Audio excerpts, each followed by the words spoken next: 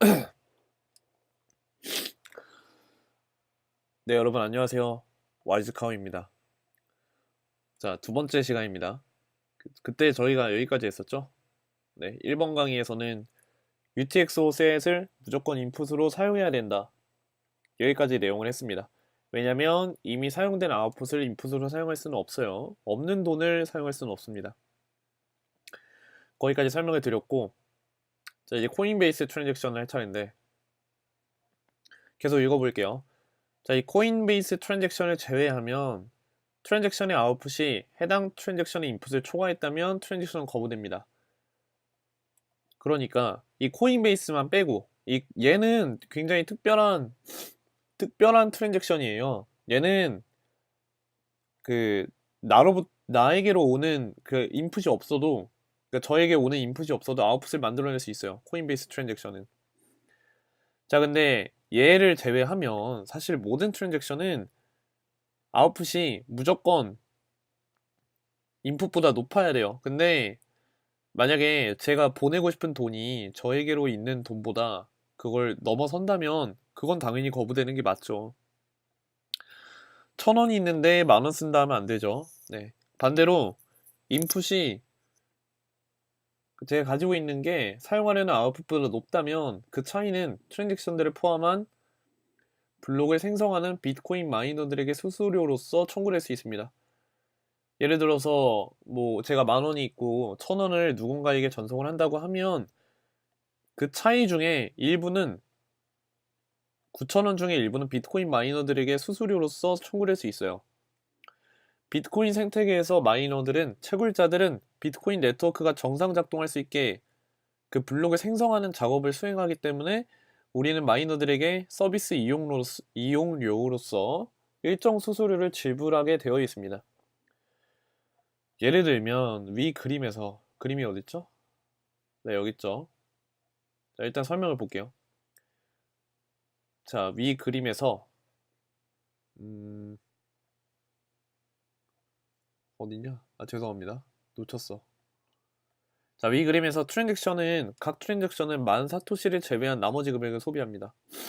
볼까요? 자, 일단 저에게로 오는 인풋이 100K가 있었어요. 100K. 100K 사토시가 있었는데 인풋으로 들어왔는데 이 아웃풋으로 나가는 게 지금 40K, 50K입니다. 자, 그럼 100 빼기 40 빼기 50은 10이죠. 10은 어디로 갔을까요? 네, 10은 마이너들에게 수수료로 차감이 됐고 이 TX1을 보세요. 40K가 왔는데 30K만 나가요. 그럼 10K는 누구한테? 마이너들에게 청구가 됐다. 이해하셨죠? 자, 그래서 만사토시 10K를 제외한 나머지 금액을 소비를 하는데 이 10K는 마이너들에게 수수료로 지불된다는 것을 알 수 있어요. 100K의 사토시를 다른 사람에게 40K, 50K씩 보냈는데 100K 중 나머지 10은 마이너에게 수수료로 지불됐죠. 그쵸? 40, 50 해서 10K는 마이너에게. 자, 이 코인베이스 트랜잭션 아까 제가 특별한 트랜잭션이라 했죠. 얘는 인풋이 없어도 아웃풋을 만들어낼 수 있는 놈이에요. 돈이 없어도 돈을 만들어낼 수 있어. 마법 같은 트랜잭션인데 얘는 마이너가 채굴자가 블록을 생성할 때 가장 첫 번째로 포함하는 특별한 트랜잭션으로 이 트랜잭션을 블록을 생성한 블록을 생성한 대가로 그 보상을 마이너에게 개인 비트코인 주소로 전송하는 트랜잭션이에요. 그러니까 채굴자가 블록을 힘들게 만들잖아요. 그 추합 계산 때려 맞춰가지고 그거에 대한 보상으로 이 마이너 개인 비트코인 주소로 프로토콜상에 기재된 현재는 12.5 비트코인이거든요. 4년마다 반감해요. 그래서 이 12.5 비트코인의 개수만큼의 비트코인을 보상으로 얻을 수 있어요. 인풋이 없어도 나에게 들어온 게 없지만 나는 블록을 만들었기 때문에 돈을 만들어낼 자격이 있어 라는 거죠. 그래서 이렇게 코인베이스 트랜잭션은 마이너를 위한 트랜잭션이고 마이너의 보상을 위한 트랜잭션이에요. 또한 이 코인베이스 트랜잭션을 제외한 다른 트랜잭션들도 포함할 수가 있어요. 자, 그럼 마이너는 왜 자기 코인베이스 트랜잭션만 포함해도 블록을 생성할 수 있는데 굳이 다른 사람 것까지 포함을 하냐라고 하면 네, 이것 때문이죠. 각 거래에는 수수료가 발생해요. 그 수수료까지 먹을 수 있기 때문에 이왕이면 다른 사람 트랜잭션까지 포함시켜주는 게 마이너에게 경제적으로 이득이 되기 때문에 포함을 시켜줄 수밖에 없는 겁니다.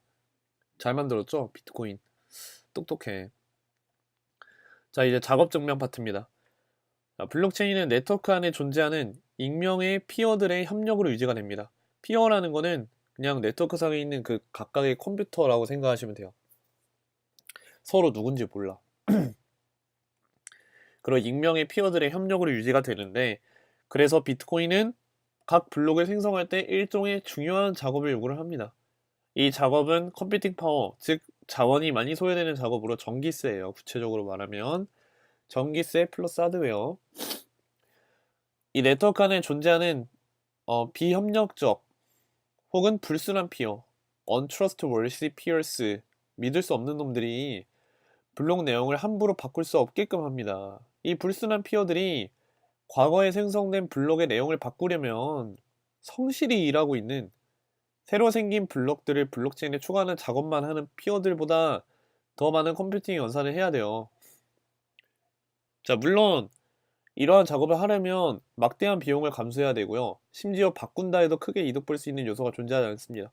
자, 이게 무슨 말인지를 설명해 드릴게요. 이게 잘 이해가 안 됐을걸요? 아마? 자, 왜냐면 말씀을 드릴게요. 자, 지금 현재 비트코인은 10분 간격으로 블록들이 계속 생성되고 있죠.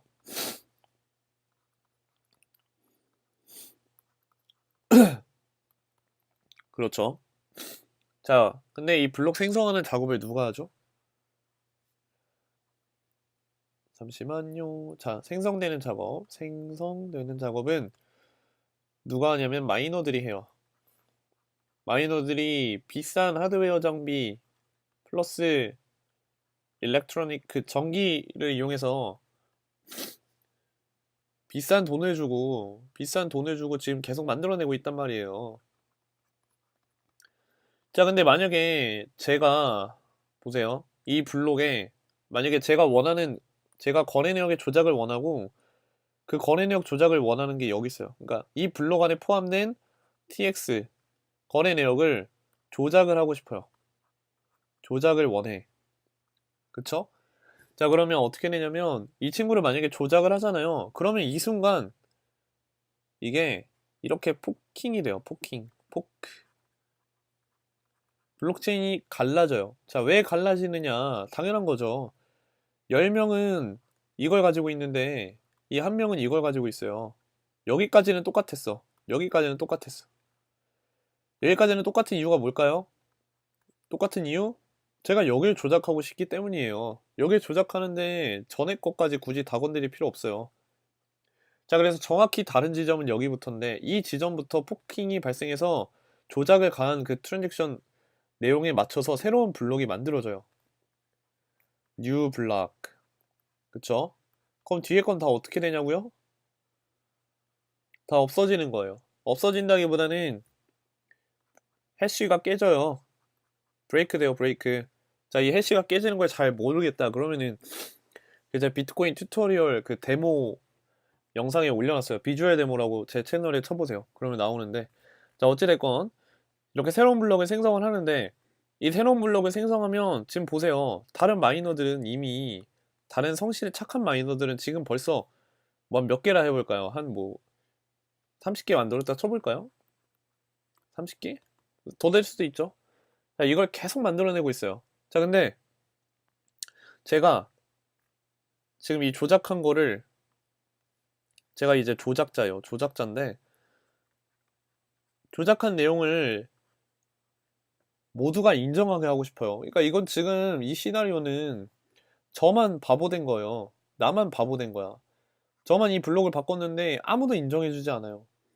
자, 근데 이 조작한 블록을 누구나 인정할 수 있게 하려면 저도 만들어야 돼요. 땡땡땡. 오케이? 자, 근데 이 만드는 작업이 쉽나요? 비트코인 네트워크는 무조건 10분 정도 걸리게끔 난이도 설정을 자동적으로 해요. 자, 근데 남들이 저보다 훨씬 더 컴퓨팅 연산 능력이 뛰어난 사람들이 이미 이렇게 만들어가고 있는데 제가 그 사람들보다 더 길게 만들려면은 가능할까요? 가능할 수 있어요. 제가 돈이 졸라 많거나 아니면은 뭐 컴퓨팅 연산 능력이 어마어마하게 뛰어나면 되죠. 자, 그런데 만약에 그렇게 해서 제가 제일 긴 블록체인이 됐어요. 롱기스트 체인이 됐어. 비트코인 블록체인에서는 가장 길이가 긴 체인이 베스트 블록체인, 모두가 인정하는 블록체인이 되는데 이렇게 됐다고 해보세요. 자, 근데 뭐가 문제입니까? 이게 공개된 장부죠. 공개된 장부라는 말은 내가 조작한 걸 누구나 다 알아.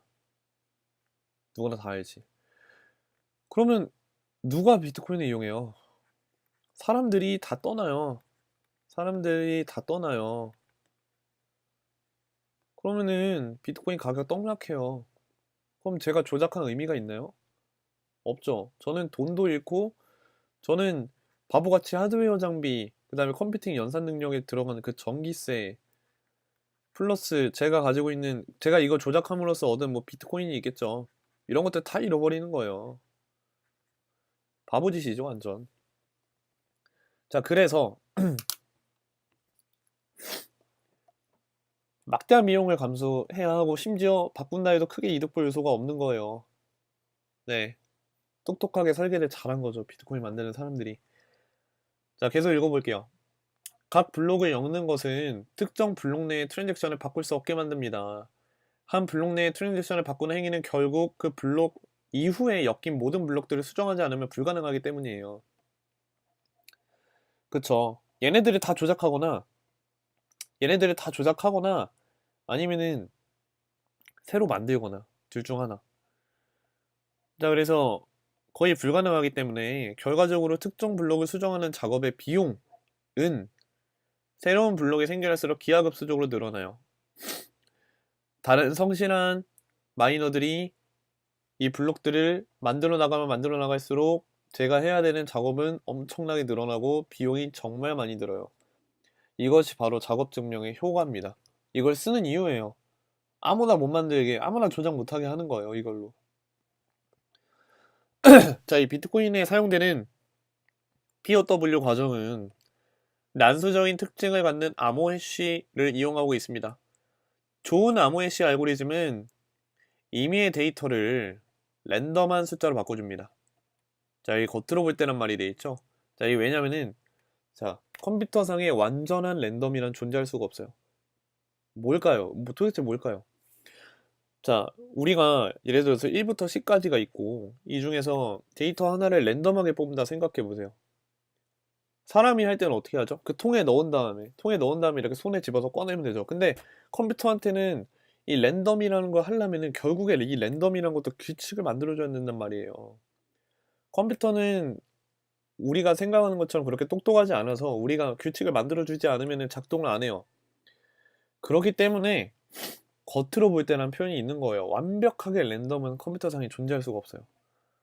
자, 그래서 결국에는 좀 좋게 그리고 유추하기 어렵게 그렇게 랜덤한 숫자로 바꿔주는 거를 이제 좋은 해시 알고리즘이라고 하는데 어, 네, 이 완벽한 건 안 된다고 말했죠. 만약에 데이터가 수정이 된다면 해시가 재동작하여 랜덤한 숫자가 다시 생성이 돼요. 해시 넘버를 예측 가능하게 데이터를 수정하는 방법은 존재하지 않아요. 현재까지 존재하면 다 깨지는 거지. 그럼 뭐 지금 현재 전 산업에서 쓰이고 있는 뭐 해시 함수 알고리즘 다 바꿔야 되죠, 그러면. 근데 지금까지는 없었다고요. 그걸 예측하게 하는 방법이 존재하지 않아요. 자, 그래서 이제 블록을 생성하기 위해서 추가 작업을 했다는 거를 증명하기 위해서는 특정 값을 초과하지 않는 블록 헤더의 해시를 생성해야만 합니다. 예를 들어서 해시가 가질 수 있는 최대값이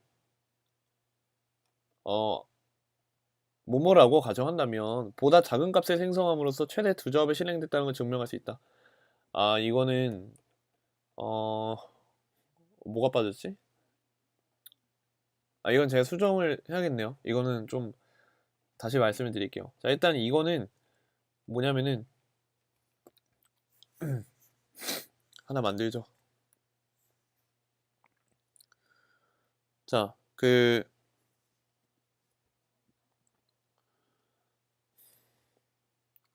특정 값을 초과하지 않는 블록 헤더를 생성함으로써 했죠. a certain value죠. 예를 들어 봅시다. 제가 특정 값을 뭐 0000 000000 땡땡땡 0 이거는 총 256이에요. 왜냐면 비트코인 네트워크에서 Secure Hex 알고리즘 256을 쓰고 이거는 결과값이 256비트예요. 그래서 256비트짜리 이진수로 예시를 들어볼게요. 자, 그래서 제가 이거보다 작은 값을 이 certain value를 하나 딱 설정을 하고 이거보다 작은 블록 헤더에 해시를 찾으라고 명령을 내립니다. 이게 규칙이에요, 규칙. 룰. 이거 따라야 돼요. 자, 그래서 이거보다 작다는 얘기는 보세요. 0000 1보다 작다는 얘기는 여기가 이런 식으로 돼 있거나 땡땡땡 아니면 이런 식으로 돼 있거나 엄청 다양하겠죠, 조합이. 땡땡땡 0101 땡땡땡. 그러니까 얘만 앞에 0이면 되는 거예요. 얘보다 작은 값을 자 보세요. 자, 얘보다 작은 값을 찾고 싶다. 그러면 얘가 0이고 뒤에 거는 뭐가 됐든 whatever 상관이 없는 거예요. 단지 우리가 해야 될 건 그럼 뭐예요? 해시를 돌려요. 해시를 만들어서 이 해시 값이 과연 그 certain value보다 작은지 확인하면 돼요. 이거 보통 target number라고 하거든요. target. 이 타겟 값보다 작은지 확인만 하면 돼요. 확인해서 만약에 오케이 맞았어 하면 저는 이제 블록을 만들 수가 있는 거예요. 블록 created. 자, 말씀드렸다시피 이거는 원래 그 비트코인 튜토리얼에서 설명이 되는 건데 그 데모에서 설명이 돼 있는 건데 지금 간단히 드린 거예요. 자, 그래서 이 타겟 넘버보다 작은 값을 이제 무조건 생성을 해야만 해요. 근데 이거는 그거에 대한 이제 주석이고 이거는 크게 안 읽어보셔도 될 것 같습니다. 이 내용을 이해하셨다면 자, 위에서 든 예시로는 평균적으로 2번의 해시 생성을 시도하면 조건에 만족하는 성공적인 해시를 생성할 수 있을 것이다. 자, 여기 예시된 게 딱 2가지 경우만 살펴보면 되는 예시거든요. 그래서 이런 표현을 써있고 자, 그렇다면 주어진 해시 생성 시도 A given hash attempt가 타겟 threshold보다 타겟 값보다 작은 해시를 성공적으로 생성할 확률도 측정할 수 있을 것이다. 그렇겠죠. 그러니까 제가 이게 몇 번 시도됐는지 알면은 그거에 따른 확률을 구할 수도 있겠죠. 과연 몇 번의 시도 끝에 그 블록이 만들어질까?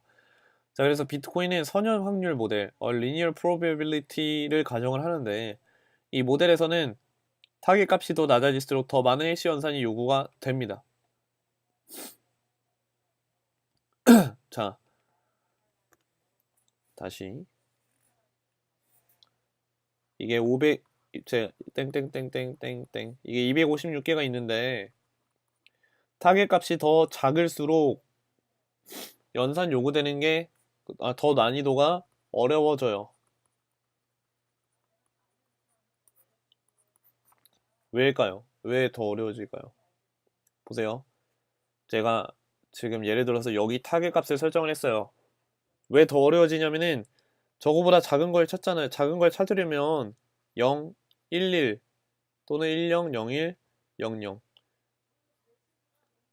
자, 이 4개를 찾아야 되는 거죠. 4개. 이 4개밖에 없잖아요.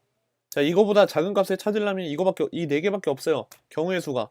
자, 근데 지금 전체 개수가 256개란 말이죠. 2에 256개. 각각이 하나의 2비트짜리니까 각각의 경우의 수가 2개고 이게 256개가 있는데 그쵸? 2에 256분의 몇 개? 4개. 이거 찾아야 되는 건데 이거 글쎄 여러분 한번 쳐보실래요? 이거 얼마나 걸리는지? 엄청 오래 걸릴걸요? 못 찾아요 이거. 몇백 년 걸릴 것 같은데.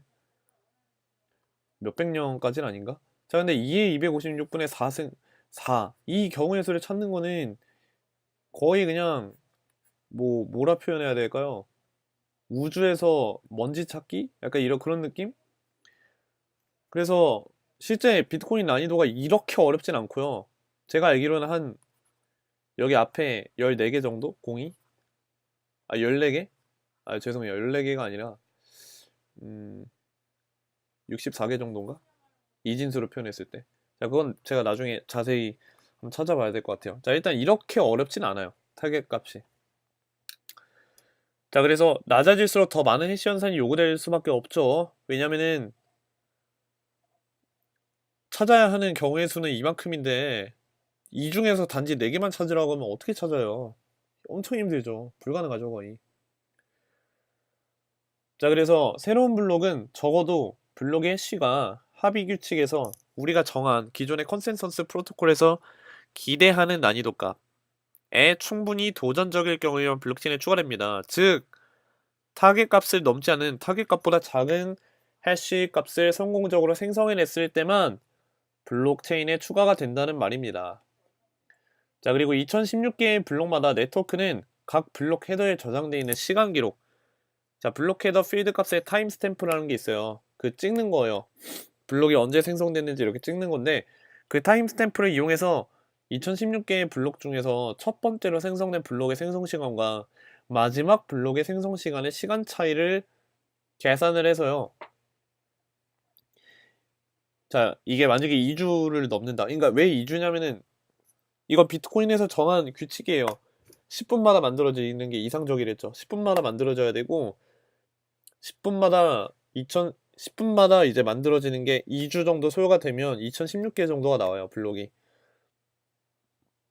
이 정도 초에 그러니까 그 차이를 계산했을 때 첫 번째 블록하고 2016개 블록의 2016번째 블록의 시간 차이가 이거면 딱 적당하다는 거죠. 자, 근데 만약에 이거보다 적은 시간이 걸렸다. 이 초보다 더 적은 초가 나왔다. 하면 난이도 값이 증가하죠. 증가해야 돼요. 왜냐면 지금 제가 정한 그 블록체인 비트코인 블록체인의 기준은 10분인데 그거보다 누군가가 더 빠르게 블록을 생성해내고 있다면 그건 잘못된 거죠. 그래서 조정을 해야 돼요. 난이도를 높여야 돼. 자, 그래서 만약에 해시를 체크하는 속도가 동일하다면 다음 2016개 블록은 정확히 2주라는 시간 동안 만들어지게 된다. 그러니까 해시하는 연산력이 급격하게 높아지거나 그러지 않는다면 기존의 그 해시 속도랑 동일했다면 정확히 2주라는 시간 동안 만들어지게 돼 있어요. 만약에 2주 이상의 시간이 걸렸다면 난이도 값은 비율에 맞게 감소해요. 현재 난이도의 최대 75%까지. 자, 이거는 그 한 가지 주석인데 비트코인 구현에 있어서 오프 바이 원 에러, 하나의 사소한 문제로 발생하는 오류 때문에 블록의 난이도가 2016개 블록마다 조정되지 않을 수도 있어요. 2015개째에서 될 수도 있어요. 이것 때문에. 이건 근데 그렇게 큰 문제는 아니죠. 2016개나 2015개나 뭐, 그쵸? 이런 게 발생할 수 있다는 것만 알아두시면 돼요. 그 주의사항이 있더라고요. 비트코인 디벨롭 가이드에. 계속 읽어보면, 자, 각 블록 헤더는 반드시 타깃 값보다 작은 해시를 가져야 하고, 각 블록은 이전에 생성된 블록과 연결되어 있다. 이 때문에 수정된 블록을 전파하는 행위는 많은 해시파를 요구합니다. 아까 했던 얘기랑 맥락이 비슷해요. 제가 조작을 하면 지금까지 만들어진 그런 것들을 더 초월해야 되기 때문에 더 많은 해시파워 요구가 돼요. 자, 원본 블록이 생성된 시간과 현재 사이에 전체 비트코인 네트워크가 이미 소모되었기 때문이에요. 이는 이미 연산을 많이 했다는 뜻입니다. 네트워크 상에서. 자, 트랜잭션 기록에 손을 대는 행위, 그리고 이를 다시 전체 네트워크에 전파하는 건 전체 네트워크의 해시 파워의 51%를 가지고 있지 않으면 불가능해요. 현재 비트코인 네트워크 상에 존재하는 그 기기들의 연산량의 51%에 해당하는 그 능력이 없으면 불가능합니다. 물론 50%보다 적은 해시를 가지고도 충분히 위와 같은 행위를 하는 것이 가능하긴 하다고 연구 결과에 있긴 해요. 일어나진 않았지만 일어날 일도 없어 보이고 일어나봤자 조작하는 사람이 얻는 게 하나도 없어요. 자, 그래서 이렇게 블록 캐너는 설정하기 쉬운 몇 개의 항목들을 제공을 합니다. 예로 dedicated nonce field라는 게 존재하는데 이 항목 덕분에 새로 생기는 트랜잭션을 기다릴 필요 없이 새로운 해시들을 얻을 수 있어요.